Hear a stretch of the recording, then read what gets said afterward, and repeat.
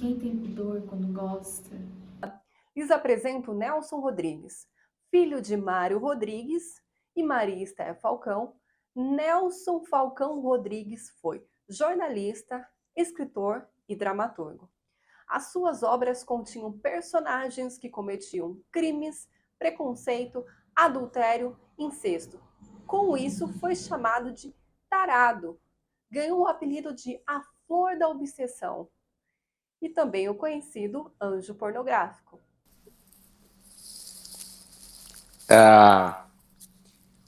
Eu vejo, né, de uma forma sintética, eu vejo o Nelson Rodrigues como um grande moralista no sentido filosófico, né? Assim, moralista no sentido filosófico, alguém que é especialista em natureza humana. E eu sempre lembro de um trecho do Sábato Magaldi em que ele se referia ao Nelson como jansenista brasileiro. Né? E o jansenismo, aquele movimento que eu estudei do doutorado, do qual fazia parte Pascal, Racine, eles são, na verdade, a fonte do que se chama moralismo francês do século XVII, que é justamente, não tem nada a ver com o sentido do senso comum de moralista, não é cagar regra, faire la morale, como falam os franceses, é você olhar para a natureza humana como ela é, aliás, uma expressão que o Nelson gostava, a vida como ela é. Então eu vejo o Nelson dessa forma, quer dizer, uma forma sintética, que é inclusive como eu o defini no livro que eu escrevi sobre a figura da adúltera, né, a filosofia da adúltera, na obra do Nelson. É claro que é um dramaturgo, é um crítico da esquerda festiva, é um romancista que fala sobre as paixões secretas escondidas, é alguém que descreveu a família Granfina fake carioca dos anos 60, 70, né? Alguém que discutiu política num momento bastante delicado, mas eu vejo ele como um moralista, alguém dessa tradição aí.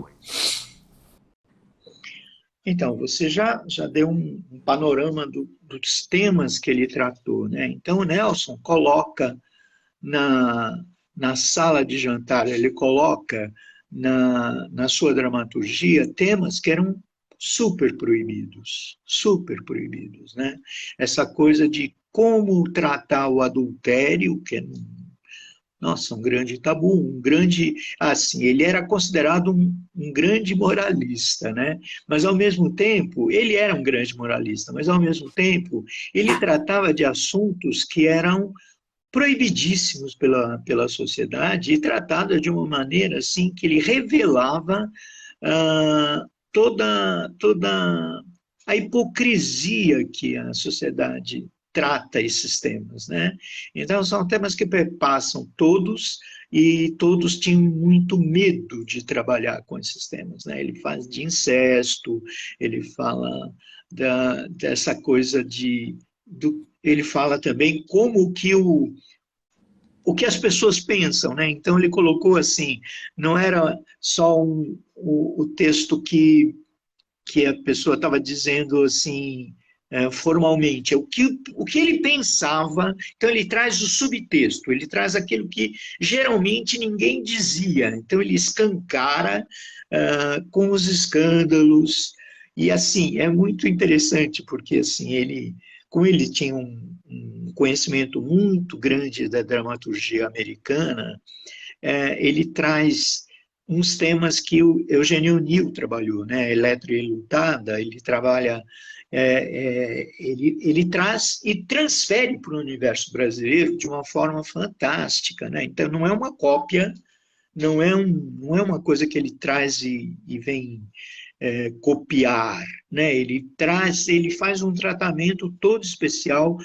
E ele tem uma coisa com o diálogo que é de uma maneira fantástica, que os textos anteriores a Nelson Rodrigues tinham uma coisa mais dura no diálogo. Então ele coloca o cotidiano, a fala como o brasileiro costumava falar. Então, ele coloca de novo na boca do brasileiro um jeito teatral que até então o teatro era muito, assim, entre aspas, empolado, né? Olha, o Nelson Rodrigues é meio incontornável, né? Ele sempre serve de referência para tudo. Qualquer um que tenha feito teatro no Brasil sempre vai encontrar ele em algum momento, né? E eu fui crítico nesses tempos, né? Mas antes disso eu tinha sido em 82, eu fui assistente de uma Antunes Filho no começo do CPT. E lá que eu tomei contato maior porque era a época do Nelson II Rodrigues, que já era a remontagem, ele começou fazendo o Eterno Retorno, né, lá para 81, 82, e depois ele fez o Nelson II Rodrigues. Eu entrei para trabalhar com ele, com o meu Julieta, o Nelson II Rodrigues, depois teve as outras obras. E já naquela época o Nelson Rodrigues era assim, o grande, não se podia falar mal do Nelson Rodrigues, era aquele que sabia, que tinha o único que tinha coragem de falar como as pessoas realmente eram e tal. E eu te juro que era tão assim, unânime, né? O próprio Nelson disse que a unanimidade é burra, e eu quis salvar a inteligência do Nelson, dizendo, não acho que ele... Porque naquela época, inclusive, como uma geração antes, e ainda nessa época, no começo da década de 80, explorava muito o lado pornográfico do Nelson Rodrigues, o lado erótico, provocativo, e mesmo o lado cômico, escrachado. Na época, o Antunes inaugurou uma etapa, junto com a edição das obras completas, né, pela editora Nova Fronteira, era uma nova fase do Nelson, que era um Nelson sábio, o Nelson que entendia de tudo, que não se podia rir, era o maior tabu para quem trabalhava no Antunes, é achar ele engraçado ou achar ele pornográfico, eram duas coisas que não podia, ele era o grande sábio brasileiro. E isso ficou até, quando eu fui, eu sou formado em direção teatral, né? Mas eu fiz pós em dramaturgia e comecei a trabalhar na Folha. O teste para eu entrar na Folha, quer dizer, me pediam para escrever alguma coisa para saber como que eu escrevia, e o teste era fala alguma coisa sobre Nelson Rodrigues, né?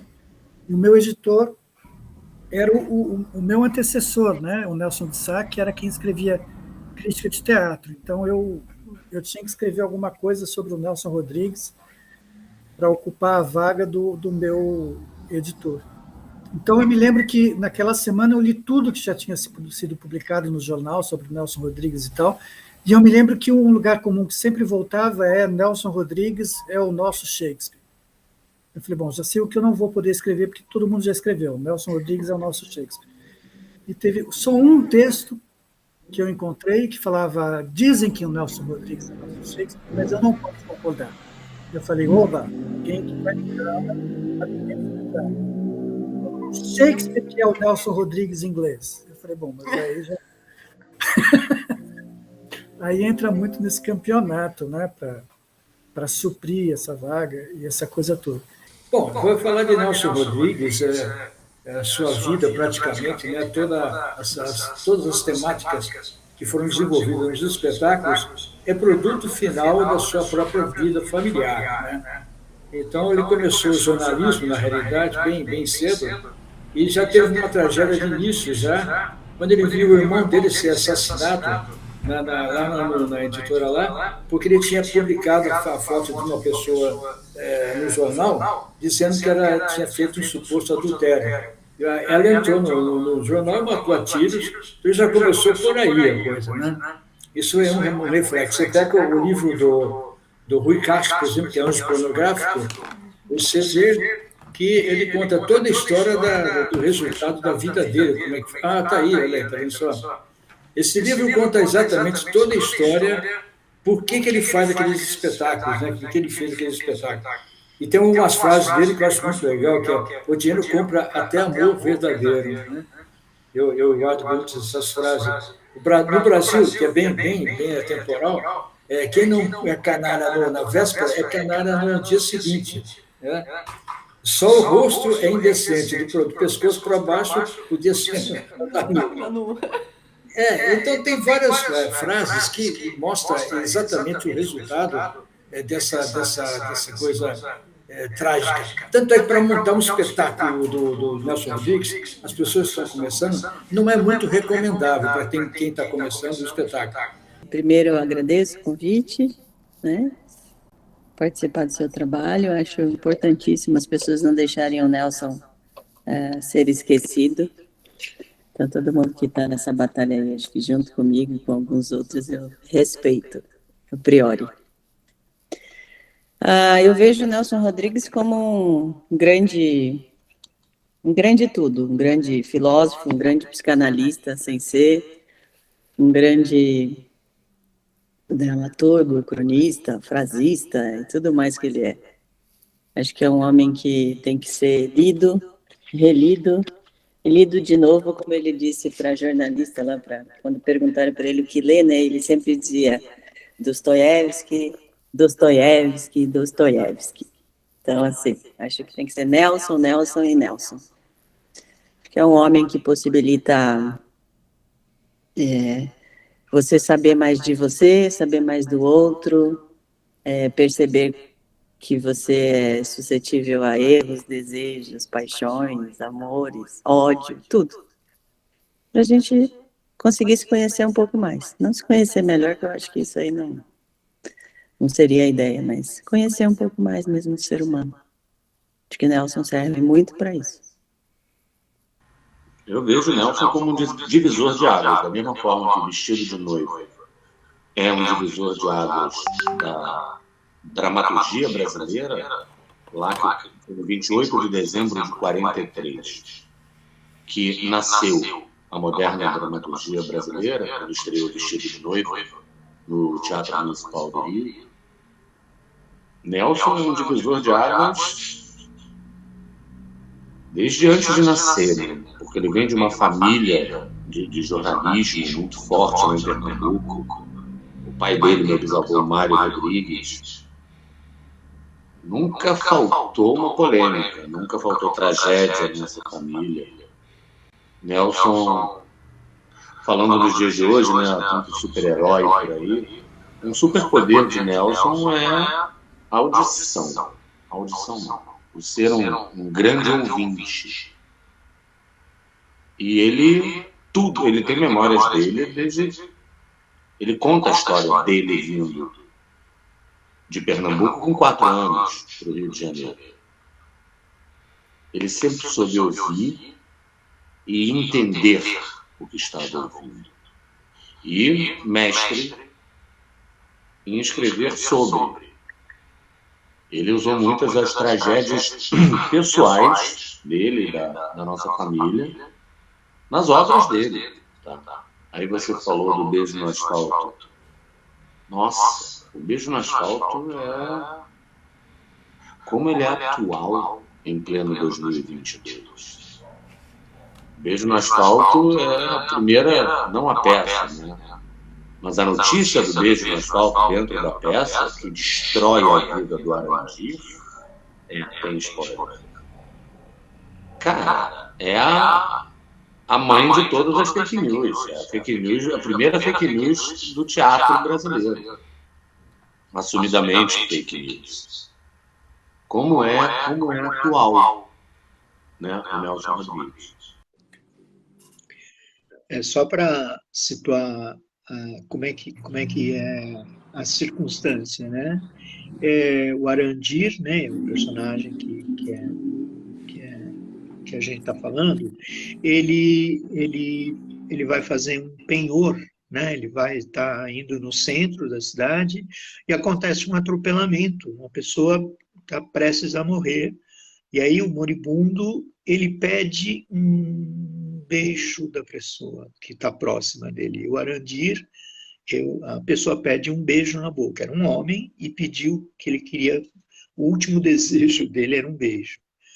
O Arandir fica penalizado e beija. E aí tinha esse Amado Ribeiro, que era o jornalista, pegou e falou, vou fazer um escarcéu com isso.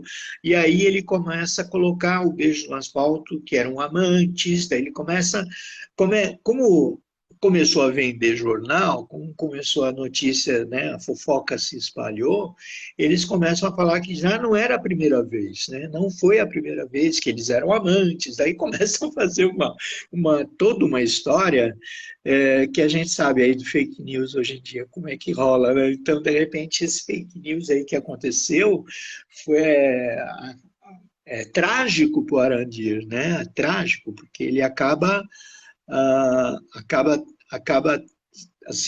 com a vida dele.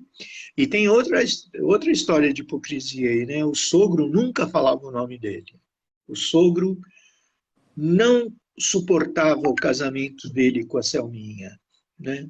Não suportava, e aí não é revelado isso até o final, quando ele revela que você nunca poderia ter sido amante. Ele fica alucinado com a história que o genro dele é apaixonado, seria, na cabeça dele, ele já acha que tinha um amante, que era, mas não podia ser, porque ele estava apaixonado pelo Arandir, né? Então ele só fala o nome dele, na peça inteira ele fala genro, o seu genro, não fala o nome dele. Então, no final, ele dá 2 tiros no Arandir e fala Arandir, Arandir, Arandir. Ele fala o nome, só consegue pronunciar o nome do homem depois que ele mata de amor, né? Um absurdo, né? Ele coloca a situação assim no limite do ciúme. Desconfio que você gosta de apanhar. Há homens que gostam. O Boca é uma peça, nossa, deliciosa. Ela consegue ser bastante popular, das mais populares até dele. Aí é o seguinte, também tem um parentesco com o cinema, porque na época que o Nelson escreveu, estava na moda não, foi criado pelo Kurosawa aquele filme, Rashomon. Alguns falam Rashomon. E o que é essa? É uma história de um estupro e quem conta a história é um julgamento depois. Cada pessoa que vai contar a história conta de uma visão diferente. Então isso deve ter impulsionado para o Nelson. Várias pessoas fizeram essa relação. Não sei se é isso mesmo, mas assim, o ponto de vista da Guigui muda a cada momento que acontece alguma coisa. No momento que ela não sabe que o Boca de Ouro...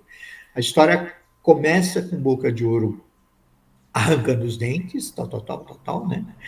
Todos os dentes...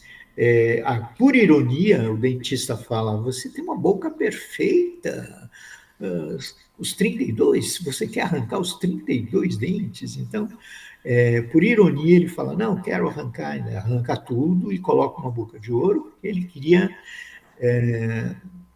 ostentação, né? Aí a próxima notícia é que ele morreu. Aí o repórter Caveirinha, um repórter policial, vai atrás das pessoas que conviveram com ele. E aí chega nessa dona Guigui, que foi ex-amante do Boca de Ouro, e agora está vivendo com o marido dela lá, que é o seu Agenor, e o Agenor é flamenguista, e o leleco da história é fluminense, então tem essa história do futebol normalmente, e é bem nessa peça que tem bem esse contraponto fla-flu.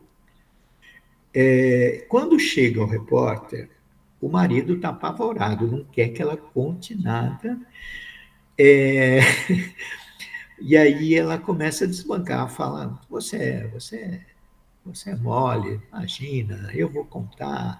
Tem até fotografia, ela fica entusiasmada que tem a imprensa chegando para ela. E E aí ela começa a falar, o marido apavorado, que ele ia... Por isso que ela fala, você é macho ou não é macho? E ele responde, ninguém é macho no Caju, que é um cemitério, né? No Caju, ninguém é macho. É uma dupla impagável, essa dupla Guigui e Agenor é incrível, é uma das melhores criações do Nelson, né? E aí, quando ela sabe que o Boca de Ouro morreu, ela começa... Primeiro ela fala que o cara é um cachorro, é um vagabundo, é um canalha. Aí o Caveirinha fala, olha, calme-se, o Boca de Ouro não mata mais ninguém. O Boca de Ouro morreu. Quando ela sabe que o homem morreu, ela fala que o Boquinha, que era um homem mais... ela vai começar a mudar a história. Tanto é que a primeira versão do que é apresentado do Boca de Ouro, o cara é completamente casca grossa, total. Quando ela sabe que o Boca de Ouro... ela muda porque o marido vai embora, né? Quer ir embora. Aí o Caveirinha contorna a situação e fala que o Boca de Ouro não mata mais ninguém, o Boca de Ouro morreu. Daí ela fala, não, o Boca de Ouro não é tudo isso, não fala tudo que eu fiz, não escreve isso tudo. Ele tinha até uma pinta lorde. Aí fala toda a história como se ele fosse um cara elegante e que era visitado pelas granfinas. O que é interessante é que, assim, hoje em dia ainda no Rio de Janeiro tem favela que é tem visitação turística para a favela, né? Então não foge muito dessa história, né? Não foge muito de ser um atrativo você visitar lá a pobreza. Então, cruel, né? Esse turismo é cruel, mas existe. O Boca tem outro tipo de obsessão, né? Ele não pode ouvir falar que a mãe dele, ele nasceu numa pia de gafieira. A mãe dele estava dançando e estourou a bolsa, ela foi no banheiro e tem o filho lá mesmo. E revelado essa história, para ele é uma coisa assim, ele não sabe quem é a mãe dele. Daí ele pergunta, a minha mãe como é que era? Magra? Não, gorda. Ela como que era? Daí ela tinha todo o rosto picado de varíola, né? De bexiga, chama de bexiga. Então, tem toda uma coisa com a mãe edipiana que é incrível, e não pode falar da mãe dele. Quando fala da mãe dele, ele mata a pessoa. Então, tem essa. Quem fala da minha mãe morre, é uma das falas do Boca, né? Então, outro tipo de obsessão. Aí, na terceira versão, né? Na terceira versão, o Boca de Ouro é chamado de covarde, porque daí, como o Agenor ameaça ir embora, aí a Guigui vira novamente, né? E fala, imagina, ele nunca se meteu com você. Ele nunca se meteu com meu velho aqui. Meu velho dava-lhe uma. Aí o Boca de Ouro também é visitado pela Maria Luísa, que é uma granfina. Essa granfina conhecia a Celeste. A Celeste também muda a cada versão, né? Na primeira versão, ela é uma moça completamente ingênua, que é completamente... vira um estupro dela mesmo. A segunda não, a segunda trai o marido, a segunda trai o Leleco. E aí ela conquista o Boca, quando ela vê que o Boca de Ouro pode dar uma vida melhor para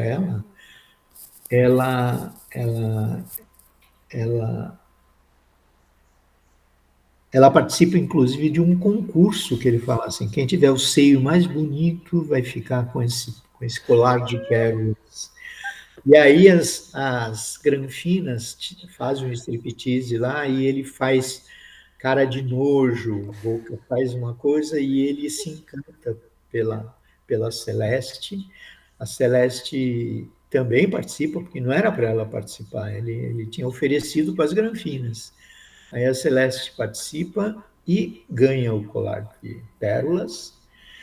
As Granfinas ficam falando que é marmelada, o que já fez?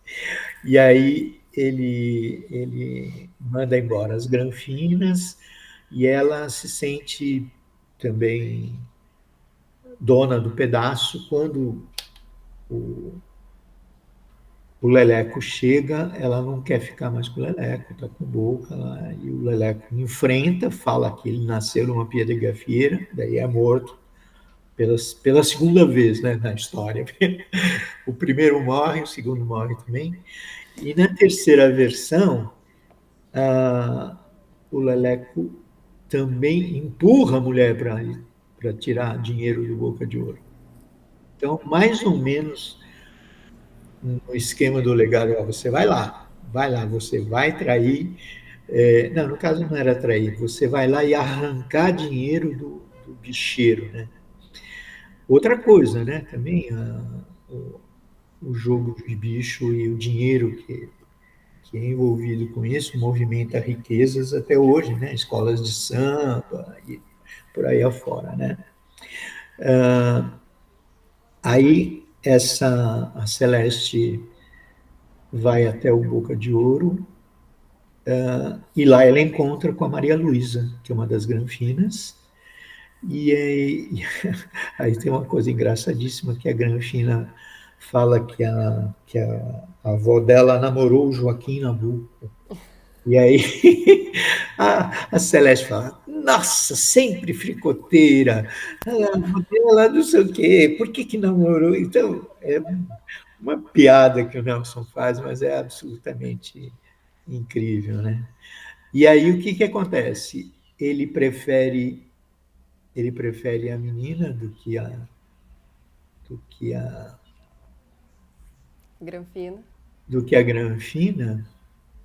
Ah, não. Nesse caso ele mata. Ele mata a Celeste. Aí ele fala, tá vendo como eu sou genial? Eu achei que essa menina ia me causar problema ainda. Aí ele fala para Maria Luísa, beija teu assassino. E aí os dois entram no quarto, não sei o que, dá para insinuar que vai ter alguma coisa. Na próxima cena a gente sabe que quem matou foi uma Granfina com tantas 27 facadas, sei lá o que, né? Então é uma história assim que ele consegue fazer reviravoltas assim a partir desse mote que o estado emocional da Guigui é que comanda as versões, né?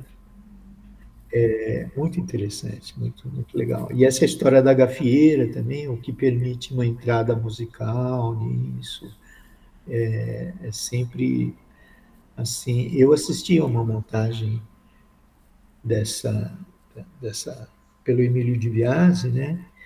Uma direção do Emílio de Biasi que ele pôs na gafieira. E aí nossa, faz tempo, hein? Não se assuste. Em 74, o Nelson Rodrigues assistiu. Era no Teatro 13 de Maio, o antigo Teatro 13 de Maio. E o Nelson, a gente assistiu 2 peças com o Nelson nesse mesmo dia. Ele veio assistir Bonitinha, Mas Ordinária, na direção do Antunes, que tinha o Fregolente. E aí, na montagem da Bonitinha, Mas Ordinária, foi ótima, né? Era incrível também, mas assim, a gente não estava tão perto. Agora, no outro, como era uma espécie de gafieira mesmo, tinham mesinhas. E aí eu fiquei do lado da mesa do Nelson. Olha, que legal. Isso é uma curiosidade. E o Sábato Magaldi que levou o Nelson, porque ele não iria. Então ele veio a convite da produção da outra peça, né? bonitinha, mais ordinária, e depois, à meia-noite, assistia uma outra sessão, que era, na época, tinha sessões especiais à meia-noite. Então, no teatro, por isso que a gente conseguiu assistir também, né? Porque tinha uma peça, depois foi ver a outra, era meia-noite no Teatro 13 de Maio, e o Nelson era super receptivo com as peças. Assim, ele era muito, ele era um público perfeito, assim, ele adorava, quer dizer, impassível, não gargalhava, né, essa coisa não, ficava impassível na dele. Eu conheci Nelson quando eu tinha 7 anos. Então, assim, eu assistia os filmes do Nelson na Bandeirantes, sexta-feira. Meu pai, às vezes, se passava a noite, eu desligava a TV, aí ele ia dormir, eu ligava a TV de novo, e ali eu fui, com 7 anos, conhecendo o Nelson, e fui sempre vendo as coisas. Sempre TV, né? Eu não lia nada no Nelson quando adolescente. Comecei a ler mais para frente. E eu acho que, para mim, né, estudar o Nelson e a psicanálise, eles conversam e andam juntos. Coisas que a gente pode, teoricamente, ler muito, das mais diversas teorias aí analíticas que eu falo, grandes autores, mas você lê o Nelson assim como perceber coisas do humano que às vezes as pessoas não dizem assim abertamente, o que elas pensam e não vão falar. Acho de suma importância estudar Nelson Rodrigues para você ter um pouco mais de palavras mesmo, para você ter uma conversa melhor. Acho que os jornalistas de hoje, aí, alguns, poderiam ser um pouco mais entusiasmados com a notícia, né? Não precisa ninguém se jogar no meio da enchente para ver que está molhado mesmo. Não precisa ser assim. E aí, até porque ele dizia lá do idiota da objetividade, né? Como cutucou isso na época. Mas acho que o Nelson serve para você viver melhor, de fato. Acho que a vida como ela é, para mim, ela não é um título só. Eu acho que é como se fosse um estilo de vida já. A vida como ela é, como você tem que encarar a coisa. Existe muito da clínica do Lacan, dessa segunda clínica que se fala que é uma clínica do real, que é aquilo que está ali, vamos, né? É como é a vida como ela é, um conceito para se viver. Eu vou escrever o segundo livro sobre isso, tá? Vou dar um spoiler para você.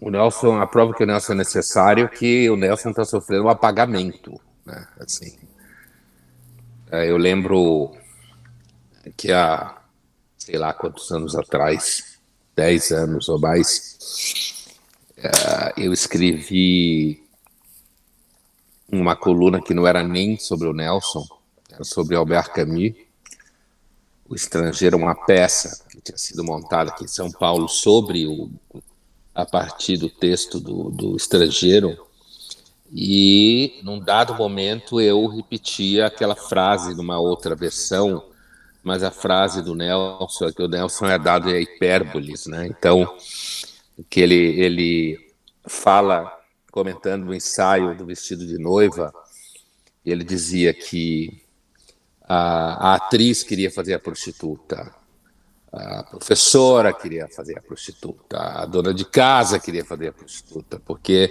a prostituta não é a primeira profissão do mundo, é a primeira vocação da mulher. Essa frase, as redes sociais ainda não eram o que é hoje, então, mas essa coluna ela gerou uma infinidade de e-mails para a redação da Folha, fez um barulho gigantesco. A Folha chegou a fazer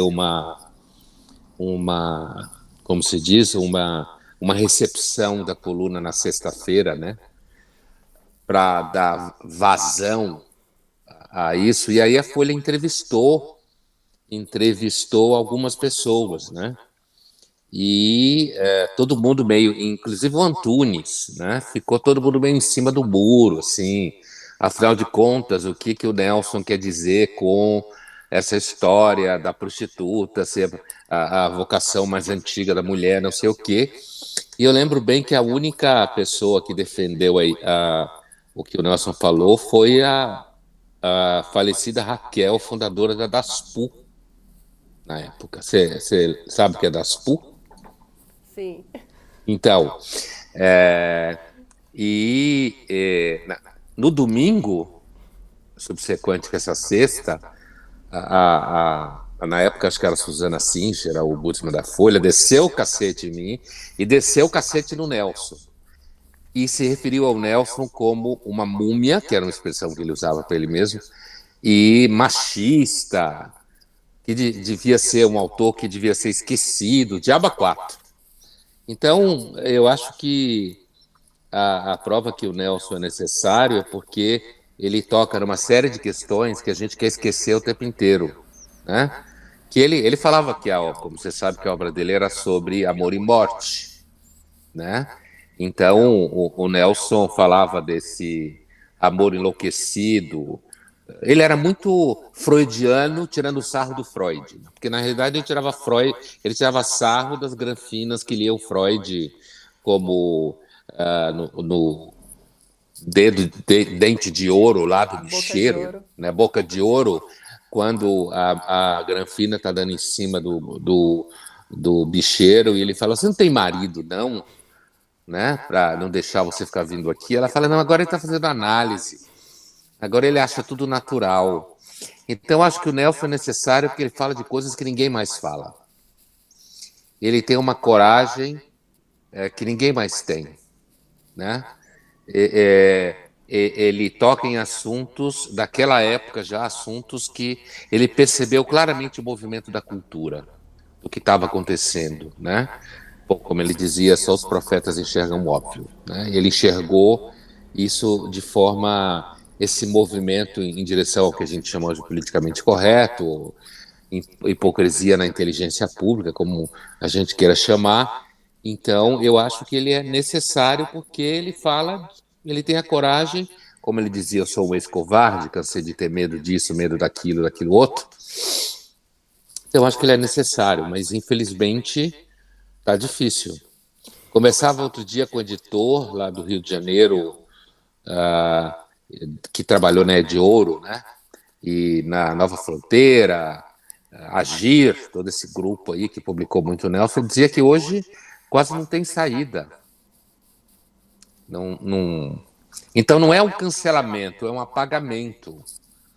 Daqui a pouco, provavelmente, muita gente não vai saber quem é o Nelson. Eu acho que a ambiguidade, a incoerência é que fazem com que você a cada geração tente voltar para tentar descobrir. Então, e outra coisa,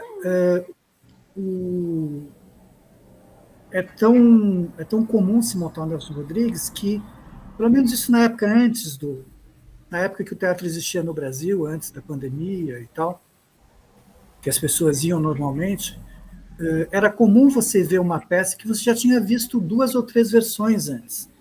Então, você ia ver de que forma esse diretor tinha montado essa peça do Nelson Rodrigues.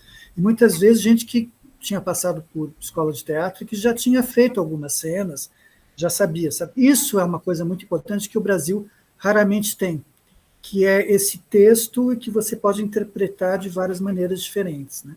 Eu acho que essa permanece a grande importância do Nelson.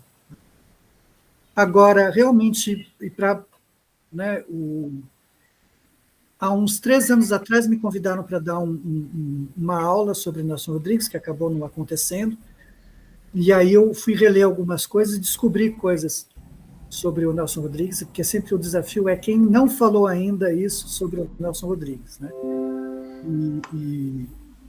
E aí eu me dei conta, só para deixar a aula que eu não dei ficar aproveitado aí na sua matéria, o quanto que o Nelson Rodrigues deve, porque na época do Antunes era feio dizer que ele era melodramático, que ele tinha uma linguagem popular, uma forma popular, mas na verdade eu acho isso fundamental exatamente pelo seguinte, porque, e eu acho que essa é a diferença entre Nelson Rodrigues e o Jorge Andrade, que aproxima ele mais do Shakespeare. é o seguinte, o Nelson Rodrigues se preocupava muito com a plateia, entendeu? De que maneira isso ia chegar na plateia. Que a formação dele em jornal sensacionalista e tal, era ficar conversando com a cidade, conversar com a cidade. Tanto é que, quando ele lançou a primeira peça dele, A Mulher Sem Pecado, foi bem aceito, mas de maneira morna, e para ele era a pior coisa, porque ou ele queria, que ele conseguiu depois com o Vestido de Noiva, né, foi o iniciador do teatro moderno, ou ele conseguiu muito mais facilmente depois, que é criar o escândalo, né, criar a revolta, a censura e atrair as maldições. Era isso que ele queria, ele gostava desse choque com a cidade, né? Provocar, né? Provocar e ver, ele gostava de ver as pessoas discutindo no bonde aquilo que ele tinha escrito, sabe? Isso é uma coisa muito shakespeariana, de estar discutindo sempre a época atual, né? Sempre o que está acontecendo agora. Então, eu acho que, nesse sentido, o Nelson Rodrigues nunca se acanhou de usar as coisas mais populares, de ter os apelos, né? O que me irritava na época que eu trabalhava com Antunes, que ele era tido como um grande intelectual, que tinha lido tudo e fingia que não tinha lido, quando na verdade havia os ganchos, ele falava, e se eu te contasse uma coisa que eu nunca disse para ninguém? Aí depois da quinta, sexta cena, a pessoa não diz nada, ou então não é nem tão extraordinário assim para te dizer, mas é o gancho, é o que pega, né? E isso é uma coisa que funciona muito. Mas então, o que eu tinha te falado, que o que eu vi na última vez que eu preparei uma aula sobre o Nelson, é o quanto ele deve a um livro chamado Elzira, a Mota Virgem, do Pedro Viana, que é um livro de 1883, é um melodrama, é a menina que não consegue casar com o homem que ela ama, porque o homem é negro, é estudante de medicina, mas é preto, e a mãe, então, obriga ele a casar com outra pessoa, e ela, então, pega tuberculose de propósito. Ela finge que toma remédio e não toma para morrer virgem na cama, né? E a última coisa que ela fala para a amiga é: cubra meu corpo, eu não quero que ninguém me veja, nem mesmo morta, ninguém me veja. E eu tenho a impressão, como o Nelson Rodrigues disse que lia tudo, desde os 10 anos de idade ele pegava tudo para ler, a capa da edição do começo dos anos 10, 12, é ela no caixão, né? A Elzira, a Mota Virgem, deitada no caixão, branca, com um perfil. Eu acho que essa foi uma imagem fundamental. E ele escreveu uma peça que não era Elzira, a Mota Virgem, mas é Zulmira, a Falecida, né? Que o nome é muito parecido, né? E ela fala, a Falecida fala ao contrário. Eu quero que todos os vizinhos me vejam nua. Eu sou a mota que pode ser vista, né? Ele inverteu, ele pegou um gancho de melodrama e inverteu. Eu acho que isso é uma coisa para se estudar, entendeu? Qual é a pegada popular? Assim como o Shakespeare, não há de se ter vergonha, como se isso diminuísse o Nelson nas raízes mais populares dele, porque também o Shakespeare, além de, né, pegar e não dizer de quem pegou, porque na época não tinha importância, ele pegava muitas coisas de um teatro muito popular, né, que ele pegava emprestado e usava e ia fazendo. Ele pegou uma lotação, ele passa para o filme a insatisfação da mulher com o marido, então ela vai buscar recursos na lotação lá, é tudo uma coisa maluca, né? Você pega, por exemplo, a falecida também, né? A falecida também, ele... A Falecida, A Mulher Sem Pecado, você pega Algo de Família, Anjo Negro, o Nelson Rodrigues, Boca de Ouro, Beijo no Asfalto, Senhora dos Afogados, Valsa número 6, que eu acho muito bonito, espetáculo. Vestido de Noiva. Vestido de Noiva tem uma história muito legal, que eu acho interessante, né? Vestido de Noiva foi quem dirigiu o espetáculo na década de 50, foi o Zimbisky. Zimbisky, ele criou um novo sistema de iluminação, que até então, na década de 50, fechava-se a cortina para passar para um outro período, para dar a intenção de passagem, de mudança de tempo. Então, o Zimbisky criou uma forma no mesmo palco, sem fechar a cortina, passado, presente e futuro. Então, ele criou, por exemplo, a realidade no hospital, no caso do vestido de noiva, num canto, depois da alienação da Clara, que é a prostituta, depois do modo do conflito das irmãs. Então, a luz acendia no palco, na esquerda, centro e direita, mostrando o time que tinha em cada lugar. Então, isso é uma coisa marcante na década de 50, tudo em função do trabalho do próprio Zimbisky, né, que foi um cara interessante, em termos de trabalho de iluminação e até de direção também, que eu fiz um trabalho com ele, inclusive, acho que foi na década de final de 60, no Ruth Escobar, e eu conheci ele pessoalmente, muito legal. Muita coisa de direção que eu tenho seguido dele. Então, o Nelson Rodrigues é muito importante colocar para quem vai assistir o seu TCC, em termos de estar fazendo teatro, não pode pegar um texto do Nelson Rodrigues e já começar a ensaiar. Você tem que fazer uma leitura muito forte, acompanhamento psicológico também, porque é um texto que todos são pesados, né? Pesados no sentido assim de uma certa influência familiar, do trágico, de tudo isso. Então, é um grande dramaturgo, porque ele puxa da forma interna da pessoa. Então, para definir bem o Nelson Rodrigues, o que ele faz? Ele coloca para todo mundo ver o teu íntimo, o teu segredo pessoal. Então as pessoas ficam chocadas com isso, né? Qualquer espetáculo dele vai ter um momento que você vai se ver no palco. Falar, eu não gostei disso porque ele coloca para fora aquilo que as pessoas não gostariam de ouvir, né? Então eu acho ele muito interessante. Uma coisa que ele foi também, inclusive, prender o filho dele na ditadura militar e acabou com ele também, ficou arrasado, né?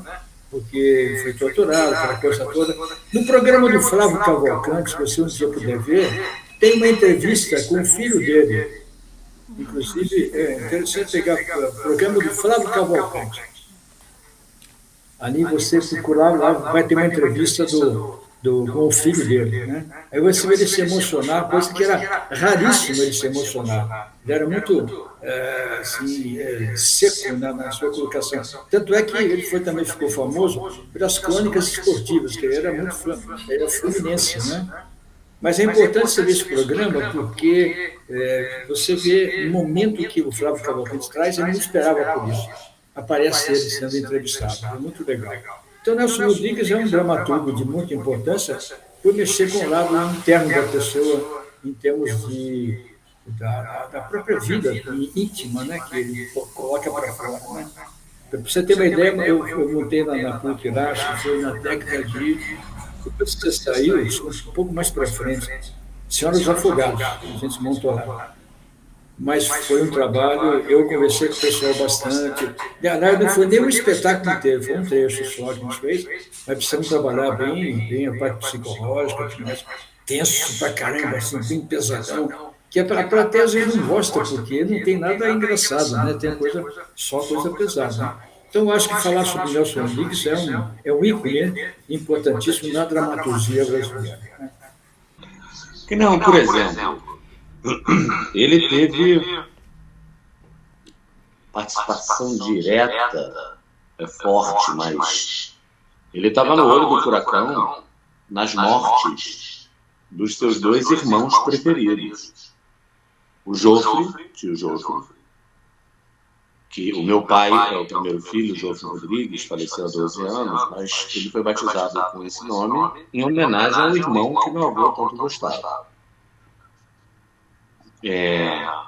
Numa das tuberculoses que meu avô teve, o tio Jofre era o mais saudável da família, o mais atlético, o mais bonitão, remava pelo Flamengo, estava nas rodas de samba, estava no jornalismo.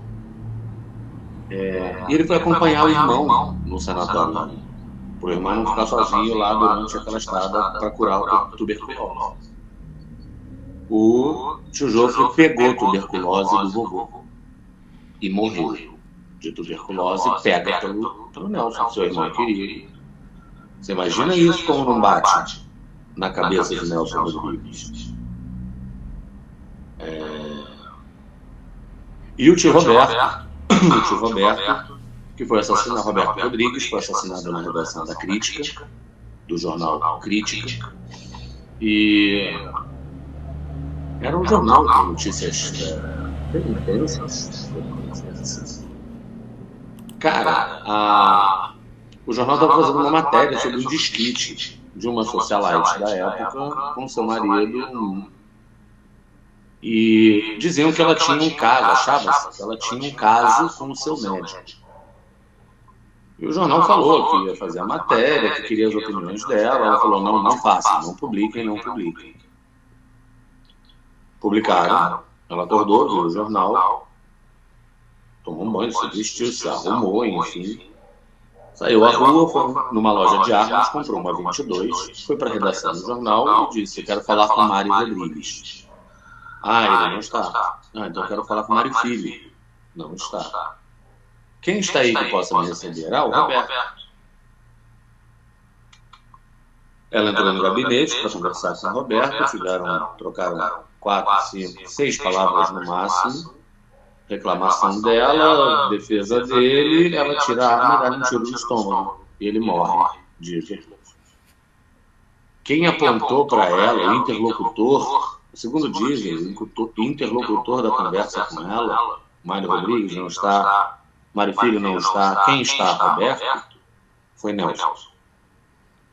Pelo menos assim foi retratado, por exemplo, no Linha Direta da TV Globo. Eu fiz Nelson com aquela idade. Eu fiz essa cena como ator, fazendo o papel de Nelson Rodrigues.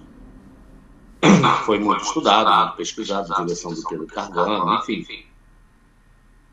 São duas histórias, dois momentos muito, muito trágicos, que não precisa se debruçar muito na obra para encontrar momentos similares, momentos muito próximos. Falei trágicos, né? Foram momentos muito trágicos que têm menções muito próximas na obra.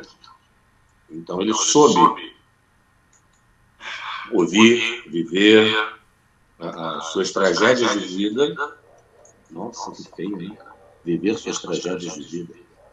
Mas ele soube, receber um limão e fazer uma limonada. Ou uma caída vodka. Não, ele não bebia limonada. Não, ele tinha azia, esquece. Mas ele soube lidar com o que a vida lhe oferecesse.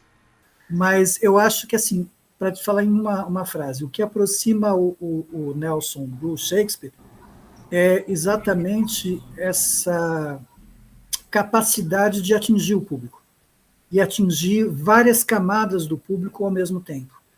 Porque ele tem essa coisa mais popular, ele tem umas coisas mais sofisticadas, não é?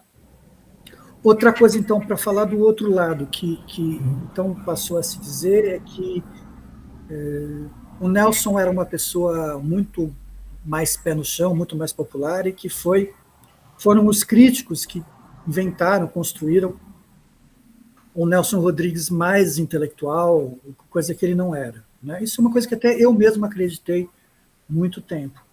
Mas, revendo aqui, para a entrevista, eu estava revendo aqui a introdução do Sábato Magaldi, edição completa, o teatro completo, ele chama atenção para uma fala da Mulher Ser Picado, que é um texto que eu não tinha lido até agora, até hoje, né? E me chamou muita atenção e eu peguei para ler, porque você sabe, é totalmente melodramático o Gancho, é o sujeito que se finge de tetraplégico, né, de cadeira de rodas, para poder surpreender a mulher que ele acha que é infiel. Né? E, na verdade, no último ato, ele levanta e revela que isso tudo era uma farsa, que ele fez isso só para... Né? Essa coisa da mulher na cadeira, o personagem na cadeira de rodas que levanta e revela que não era cadeira de rodas também é uma coisa do melodrama francês, né, que ele pega. Agora, tem uma fala que o Sábato Magaldi citou e que eu nunca tinha dado importância, é que o Olegário, esse marido que se finge de aleijado, ele fala para a mulher, sabe o que eu faria se eu pudesse? Presta atenção que vale a pena. eu arranjaria um quarto do qual não se pudesse sair nunca, um quarto para nós três. Eu, você e ele é o amante, olhando um para o outro até o fim da eternidade. Ele joga só essa ideia. Eu pensei comigo, tá vendo? O Nelson Rodrigues dizia que nunca tinha lido nada de teatro e tal, mas isso é o huis clos do Sartre. Isso é exatamente a premissa do Entre Quatro Paredes do Sartre, que é o triângulo amoroso dentro de um quarto trancado. Aí eu fui pesquisar, falar, será que o Nelson já não conhecia, já não era mesmo um intelectual, entendeu? E aí eu encontrei uma coisa que até mais extraordinária, mais faz a gente gostar mais ainda do Nelson Rodrigues, e quem conhece o Nelson Rodrigues vai ver, já matou a charada facilmente, é que o texto foi escrito, esse texto, A Mulher Sem Pecado, é um texto que foi escrito em 41, estreia do Nelson Rodrigues, dezembro de 42, né? E o Entre Quatro Paredes do Sartre é de 44, ele escreveu isso antes do Sartre.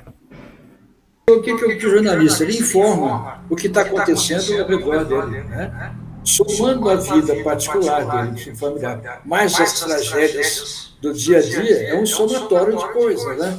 Então, claro que contribuiu, sem dúvida nenhuma, né? Ele pegava normalmente uma coisa que deu uma aliviada, às vezes, quando ele brincava muito, que era as crônicas esportivas, né? Que ele mexia com muita gente, dava uma quebrada. Mas acho que a função jornalística contribuiu bastante para as obras que ele fez, sem dúvida nenhuma. Ele buscava exatamente as tragédias do dia a dia, somando junto para dele, né? Não acho que o Nelson era um cara que se escondia atrás da obra dele, né? Inclusive, acho muito engraçado uma passagem que ele fala, o Nelson se repetia muito, né? Ele dizia que ele não era nada sem as repetições e as ideias fixas dele, né?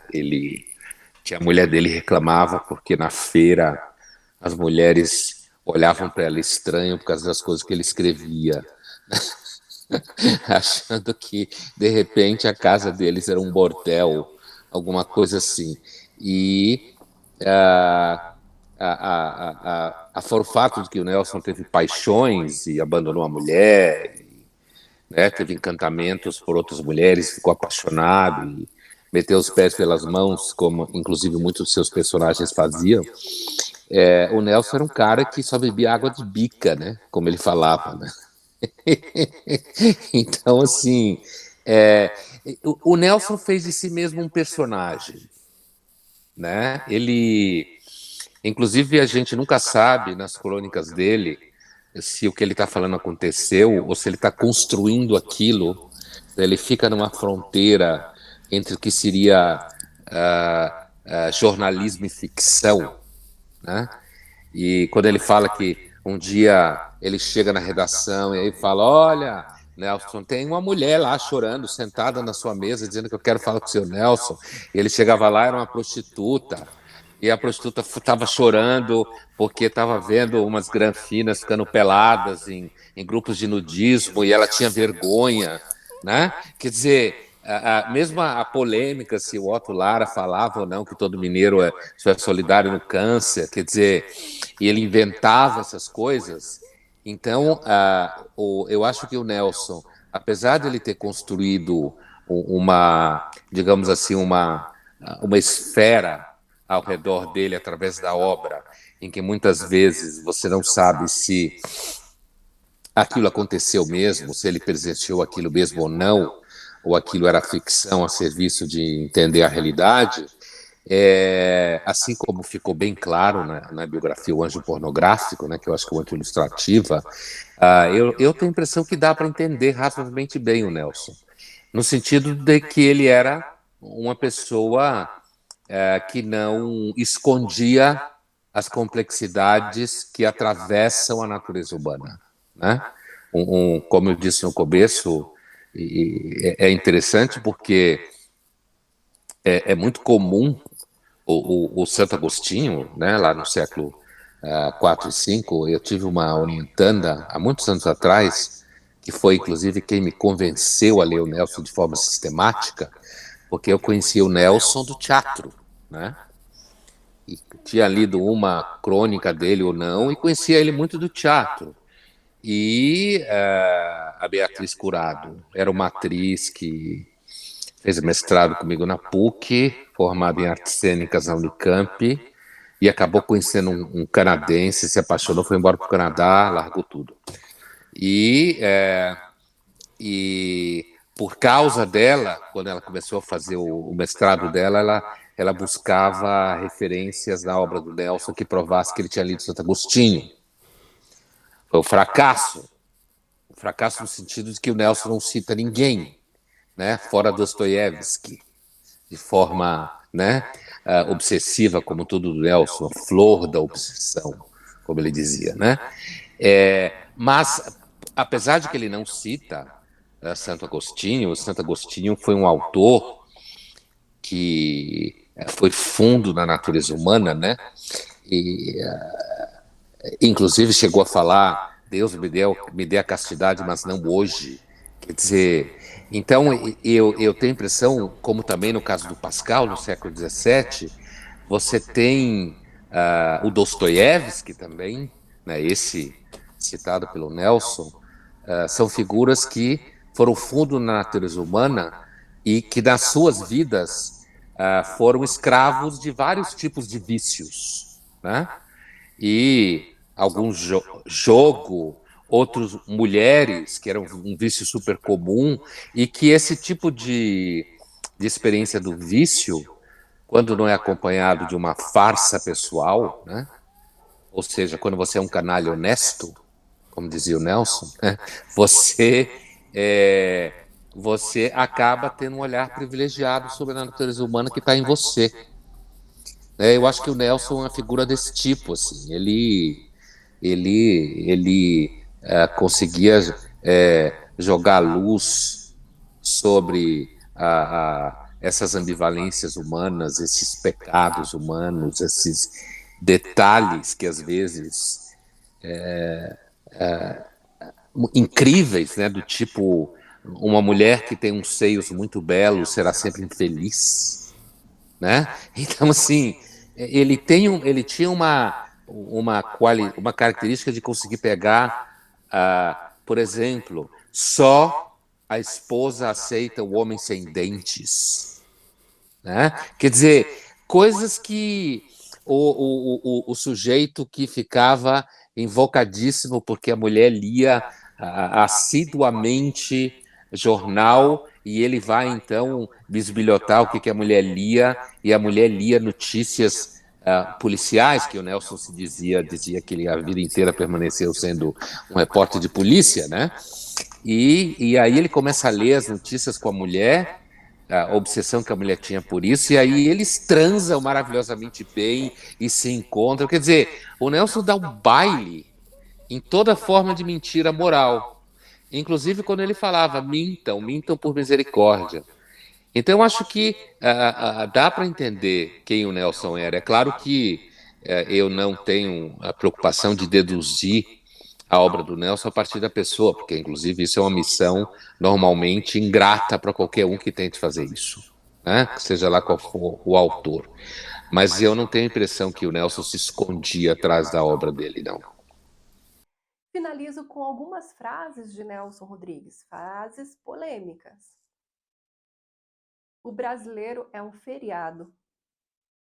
O amor é eterno. Se acabou, é porque não era amor. O óbvio é ululante. Toda unanimidade é burra. O dinheiro compra tudo, até amor verdadeiro. O brasileiro é um feriado. Nas velhas gerações românticas, a notícia gemia com a tragédia. Soluçava como a catástrofe e nunca se sabia qual era mais triste, se o fato ou a notícia. Por sua vez, a adesão do repórter era muito mais completa e vital. O profissional que cobria uma enchente tinha que se afogar ou, na melhor das hipóteses, apanhar uma pneumonia. Se era um naufrágio, nadava de galochas e guarda-chuva. E a informação tinha, emocionalmente, um impacto muito mais firme, muito mais puro. O sujeito redigia como um canastrão do velho teatro, rugindo as frases e pingando os pontos de exclamação. Nelson Rodrigues é isso aqui e muito, muito mais.